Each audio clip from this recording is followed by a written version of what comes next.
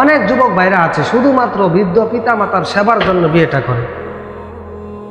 দীর্ঘদিন বাইরে থাকে, বিদেশে থাকে, তার বাড়িতে বৃদ্ধ পিতা মাতা অসহায় অবস্থায় আছে, এই জন্যই বিয়েটা করে যে তার স্ত্রী এসে তার বৃদ্ধ পিতা মাতার সেবা করবে, যত্ন করবে। আমি বলবো ভাই, আপনি বিয়েটা না করে আল্লাহর ওয়াস্তে আপনি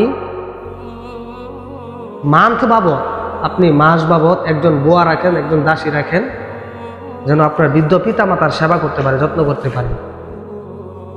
কারণ আপনি আপনার বৃদ্ধ পিতা মাতার সেবা করার জন্য আপনি বিয়ে করবেন, এই রাইট আপনাকে ইসলাম দেয় না, এই বৈধতা ইসলাম আপনাকে দেয় না। কুরআনুল কারীমের মধ্যে যে আয়াতটা আছে, ওয়াকাদা রাব্বুকুম আল্লা তা'বুদু ইল্লা ইয়াহু ওয়া বিল ওয়ালিদাইনি ইহসানা, এই কথাটা প্রত্যেক পিতামাতার সন্তান সন্ততির কে উদ্দেশ্য করে আল্লাহ তাআলা বলেছেন। এখানে ছেলের বউকে উদ্দেশ্য করে বলে নাই। আপনার পিতামাতা, আপনার উপর আপনি বাধ্য আপনার পিতামাতার খেদমত করেন, আপনার স্ত্রী বাধ্য নয়, আপনার স্ত্রী ঠেকা পড়ে নেই।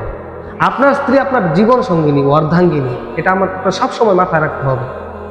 সে আপনার ঘরের দাসী নয়, সে আপনার ঘরের ভাদী নয়, আপনার জীবন সাথী। আপনি তাকে বিয়ে করবেন আপনার বৃদ্ধ পিতা মাতার খেদমত করার জন্য, এই রাইট ইসলাম আপনাকে দেয় নাই। প্রিয় বোনেরা, আপনারা সচেতন থাকবেন। হ্যাঁ, বেশির থেকে বেশি স্বামী যদি স্ত্রীকে অর্ডার করে, নির্দেশ দেয় যে আমি আমার পিতা মাতার খেদমতটা তুমি একটু করো, তাহলে এটা তার জন্য মুস্তাহাব হবে, সে বাধ্য নয় করতে। যদি না করে তাহলে এর জন্য আপনি তাকে হুমকি ধমকি বা তাকে ধমক সুরে আপনি কিছু বলতে পারবেন না, এই রাইট ইসলাম আপনাকে দেয় নাই। যদি করে এটা মুস্তাহাব হবে।